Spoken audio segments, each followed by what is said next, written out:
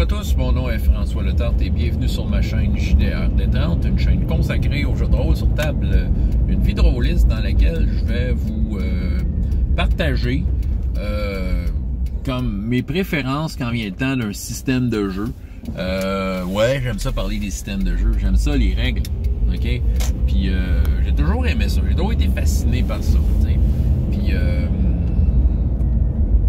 quand je prends en main un système de jeu, mon but, c'est quand même de trouver un certain équilibre. OK? Je pense que c'est un peu ça. Tu sais, des règles beaucoup trop simples, tu sais, qui laissent trop de place à l'interprétation. Des fois, je peux me perdre un peu là-dedans. Puis des règles trop complexes, ben, je suis trop comme arrêté. Tu sais, quand c'est trop complexe, je vais trop m'arrêter à lire les règles. Puis sentir que des fois je passe à côté d'un point important de règle parce que je veux comme faire avancer la scène puis je vais comme un peu fudger la règle.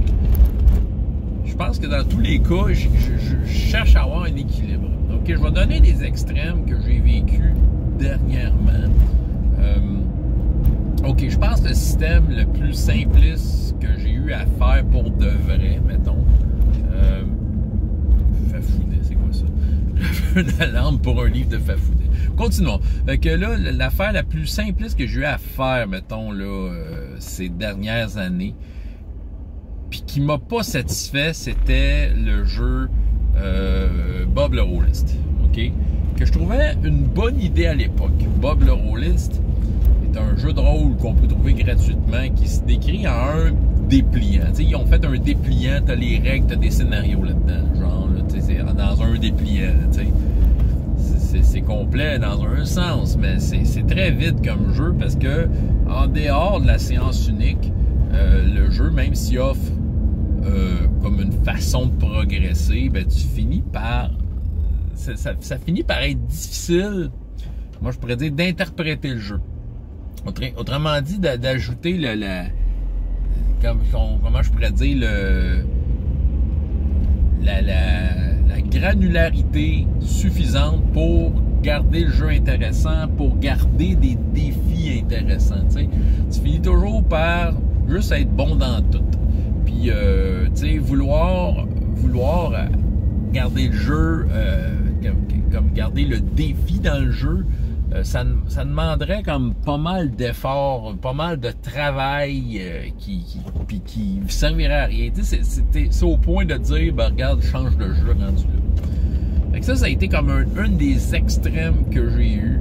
Que c'est ça, que même à travers la narration, un bon travail de narration peut-être peut amener une certaine granularité. Peut-être moins rouler le dé, avoir une narration plus équitable, peut-être. Mais encore là, le jeu offre peu d'options. C'est-à-dire, le système de jeu, à la base, tu as 3 statistiques qui sont 2, 3 et 4. Il existe des options pour avoir des genres de compétences à travers ça, mais c'est ça, tu roules un dé, il faut que tu ailles 7. Puis un des 6. C'est ça, c'est très épuré. C'est drôle pour une soirée, mais pour l'avoir essayé, mettons, sur plusieurs séances, je me suis retrouvé le bec à l'eau, surtout les dernières fois. Moi, j'avais plus de plaisir en tant que meneur de jeu, j'avais vraiment plus de plaisir à faire ce système-là. Comme je dis, un système de même, pour trouver l'équilibre, ça prendrait un gros travail de narration qui en vaut peut-être pas à peine. T'sais. On y arriverait, mais pour quel niveau? Si je vais dans l'autre extrême, écoute, le plus compliqué que j'ai joué dans ma vie, mettons, si on va dans le plus compliqué, c'était Rolemaster. Sauf que quand j'ai joué à Rolemaster, ou même des jeux de rôle des Terres du Milieu, la version des années 80, qui utilisait le système de Rolemaster d'une certaine façon, je te dirais que les meneurs de jeu avaient même pas le cran d'appliquer toutes les règles. Il n'y avait pas le cran d'appliquer toutes les règles. Il y avait comme l'idée de base, OK? Rolemaster, pour ceux qui connaissent Rolemaster, c'est un système à pourcentage, mais dans lequel tu additionnes, OK? C'est comme le principe, qui est arrivé plus tard, le système des 20, dans lequel tu roules un D20 ou tu sais, plein d'autres systèmes de même, que tu additionnes une statistique à un jet de dés. Ben, Rollmaster, c'est ça. Tu fais un pourcentage et tu additionnes une stat, tu sais.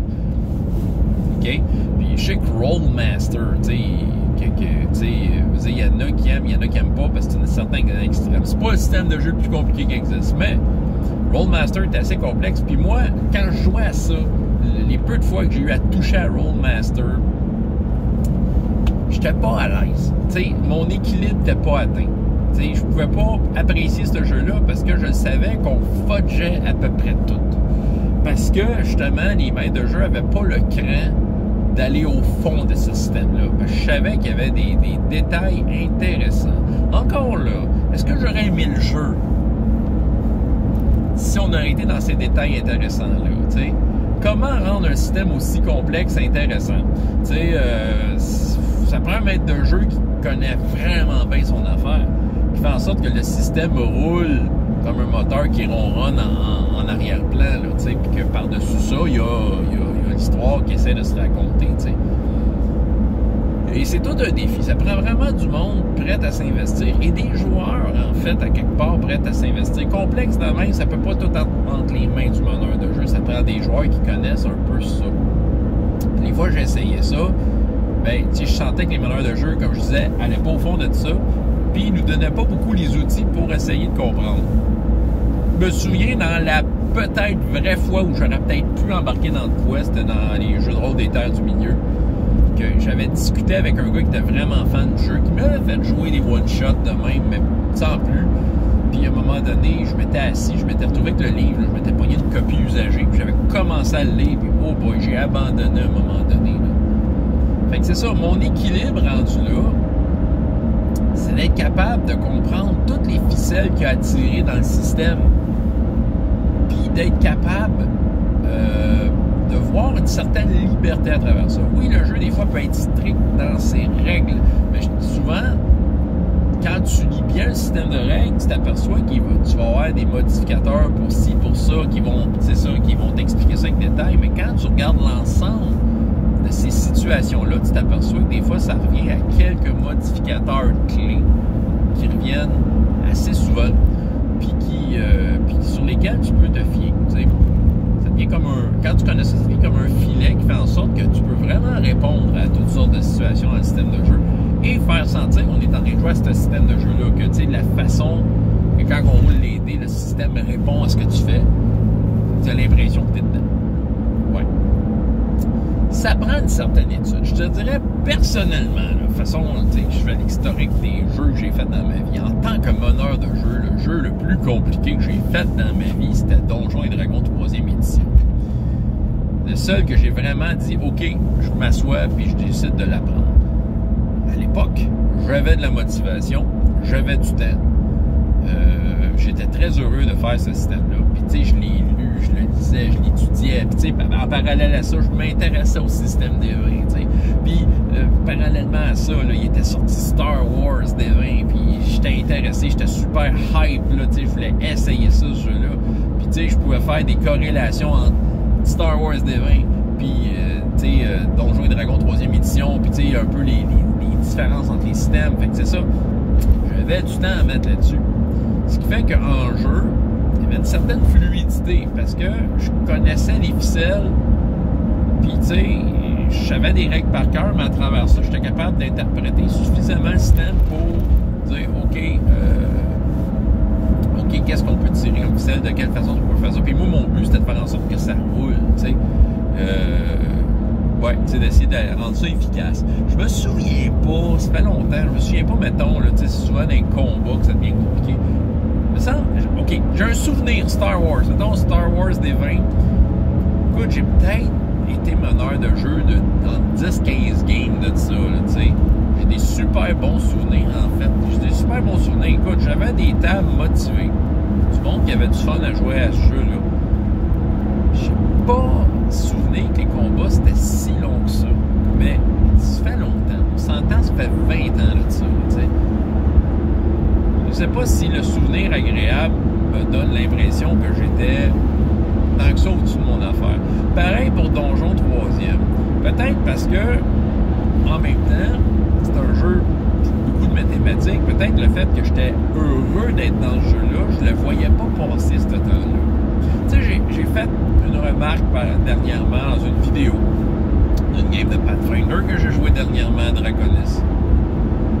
OK, où est-ce que, tu sais, justement, il y a une époque où j'atteignais mon équilibre avec 3e édition parce que j'étais dedans, mais j'avais du temps à mettre pour regarder cet équilibre-là. Mais ça fait comme longtemps que je suis détaché de ce système-là.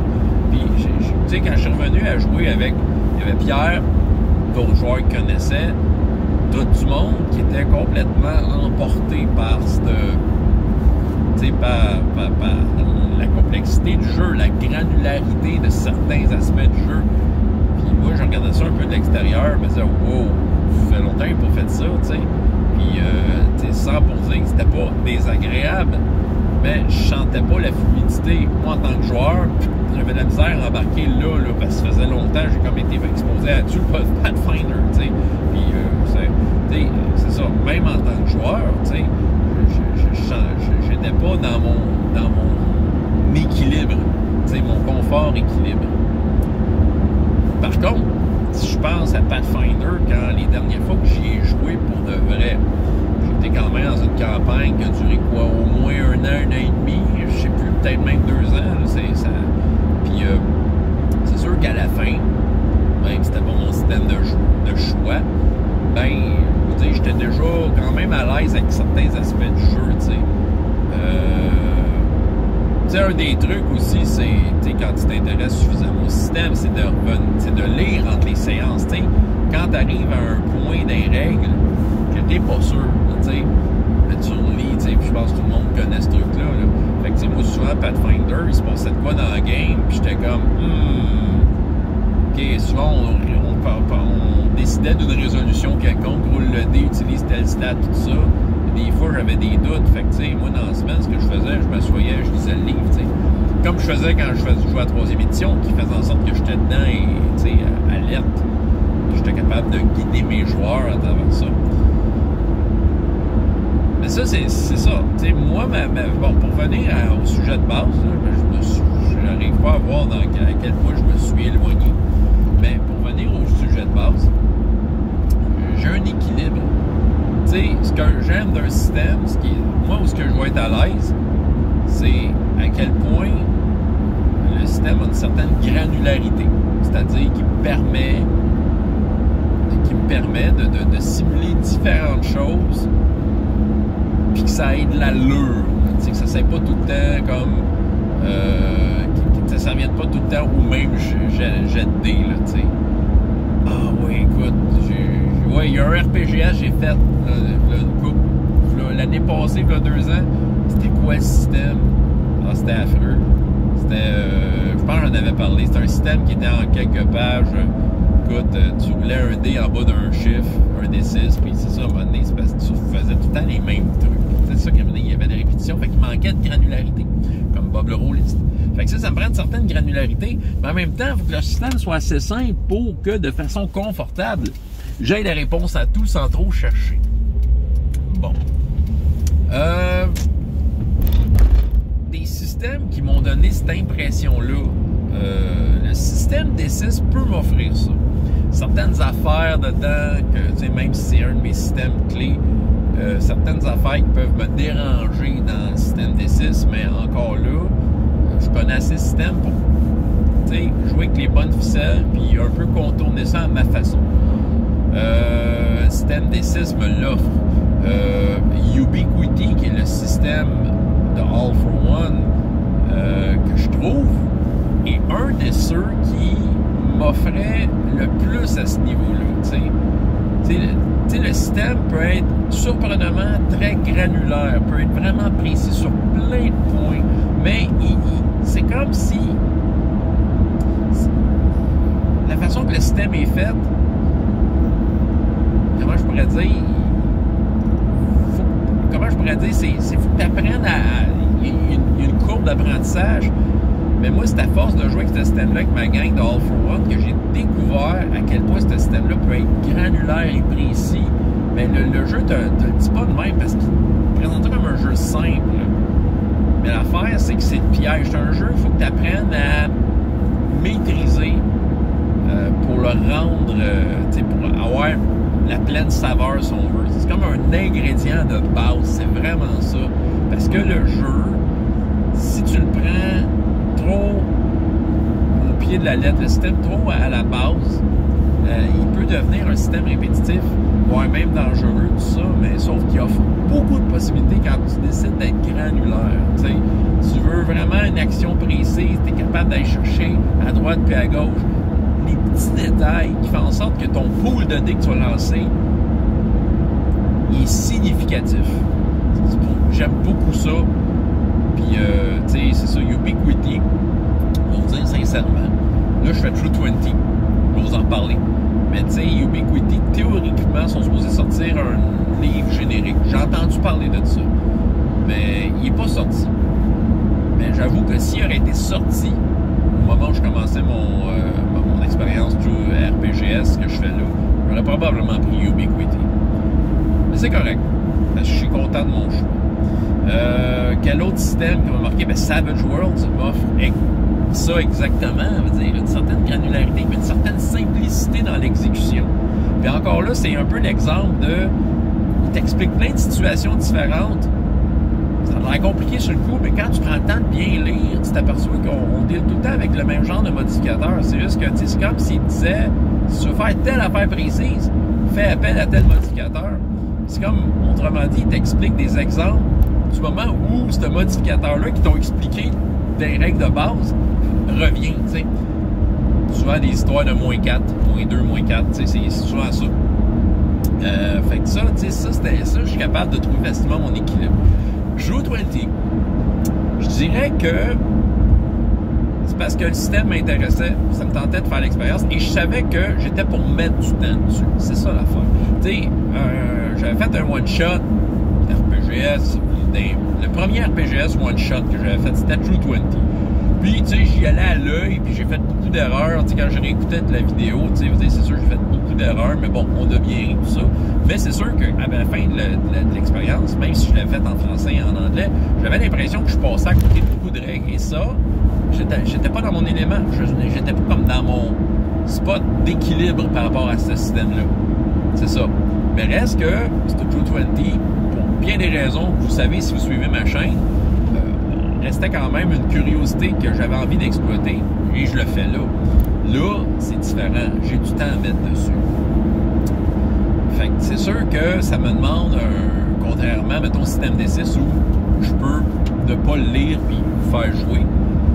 Là, ça me demande une certaine étude. J'aime ça comme travail, mais c'est ça. Mais pour atteindre mon équilibre, ça me prend une certaine... Parce que là, le jeu a une certaine granularité sur bien des points.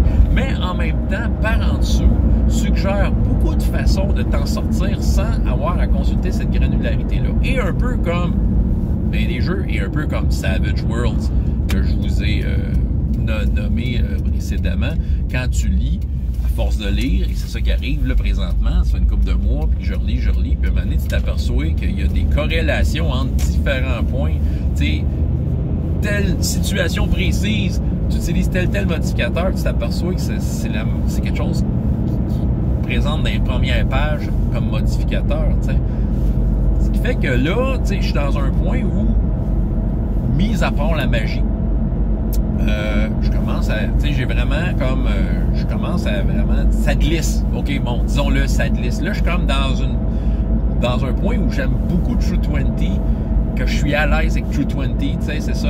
Il y a juste la magie, mais la magie, c'est un peu normal, c'est complexe. Puis évidemment, les dons, tu sais, là, c'est un genre de granularité qui demande une certaine étude. C'est la seule affaire, je te dirais, c'est la seule barrière qui fait en sorte que je serais comme un poisson dans l'eau de True 20. C'est toute l'histoire de magie puis des dons. Parce que je sais pas par cœur. Fait que, tu sais, si je veux pitcher un monstre de même, je peux inventer des stats. Je suis rendu au point où je peux, sans avoir le niveau mettons, d'un personnage non-joueur, peu importe le pourquoi du comment, se battre ou juste négocier avec, tout ça. Tu sais, je suis capable comme un peu, tu sais, comme sortir un chiffre de ma tête sans avoir sa feuille, tu sais. Capable de d'évaluer rapidement comment ce qui est, puis tu sais, dire, OK, voici le plus 7, faire telle affaire, tu sais, et je suis à l'aise. C'est ça. Tu sais, il y a la différence entre je te sors un plus 7, mais je sais pas pourquoi. pourquoi. Bon, moi, là c'est au point où je te sors un plus 7, mais moi, je sais pourquoi. Fait que je suis à l'aise. Je suis capable de justifier. Puis je suis capable, comme un peu, à partir du plus 7, faire un peu l'enquête de dans quoi d'autre il y a des chiffres. Tu sais, parce que je suis capable de retracer un peu ce personnage-là est où. Donc, au besoin, si, mettons, il y a plus 7 en diplomatie, je suis capable de dire, ben, il est capable peut-être d'avoir un sense motive à peu près de la même hauteur ou pas loin. Tu sais, ou, tu sais, est-ce que je considère que le personnage est plus compétent? Hey, je vous jase ça, hein? Mais c'est ça. Vous comprenez? Je suis comme là-dedans, là, c'est ça. Il y a juste les sorts que, tu sais, j'ai besoin de checker souvent. La magie, alors, sa façon particulière de fonctionner dans True 20. C'est pas comme la magie de donjon, c'est pas des sorts toutes faites que t'envoies. Il y a comme un côté un peu plus créatif à la magie. Tu sais, t'as des sorts qui semblent avoir des effets précis, mais qui ont comme des applications qui te permettent d'aller chercher un peu la variété de sorts que t'as dans un jeu comme Pathfinder, tu sais. Fait que ça, c'est sûr, c'est un obstacle. C'est de la pratique. Je suis quand même content que True 20, on s'entend. Je suis pas là pour me plaindre de cet excellent jeu. Mais, tu sais, juste ça pour noter que ça me demande comme un petit effort supplémentaire. Mais, présentement, justement dans ce que je pourrais appeler mes préférences, quand vient le temps d'un système de jeu, ben là, je suis capable, là, True 20 tombe dans la bonne case, la bonne équilibre.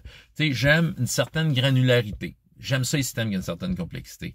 Mais j'aime aussi les systèmes où rapidement, j'ai une réponse à tout. Parce que c'est ça. Si j'ai pas cette granularité-là, des fois, le système, j'ai l'impression qu'à un moment donné, ça devient répétitif.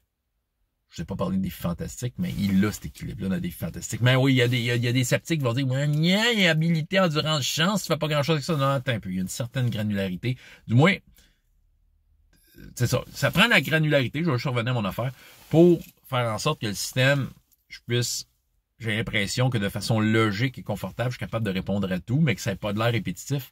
Ça me prend cette simplicité-là pour avoir la réponse à tout.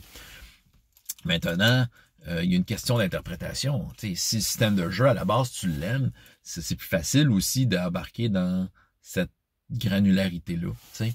Puis, tu sais, d'être capable de le sentir, que tu l'appliques. Tu sais, il y a une question de confort. Dans mon cas, c'est une question de confort, c'est ça. Je veux juste pas avoir à fudger des chiffres qui viennent de nulle part. Faut que ça vienne de quelque part, tu sais. C'est le pourquoi que tu as ce chiffre-là, pourquoi tu joues à ça, tu sais. Puis c'est ça, puis dans tous mes exemples, Ubiquity, à la fin, j'étais rendu là, tu sais. Je le sentais, là. C'est ça. Puis étonnamment, Hero Kids est capable d'avoir cette granularité-là. On dirait que quand je propose un défi aux enfants, puis je suis capable de leur expliquer dans des mots là, qui comprennent très bien c'est quoi l'enjeu, c'est quoi le chiffre qu'il doit avoir. Même si c'est super simple, on dirait que j'ai comme trouvé cet équilibre-là. Le système répond à tout, mais je suis capable d'aller chercher de la granularité, d'exploiter au maximum tous les détails que ce jeu-là propose. Ah oui, en tout cas, c'était ça. C'est une grosse vidéo pour parler des systèmes de jeu. Parlez-moi de votre équilibre. Où est-ce qu'il se trouve? Voilà. François Letard, JDR de 30, et jusqu'à la prochaine fois. Il y a autant de plaisir dans la vie que dans les jeux. Au revoir.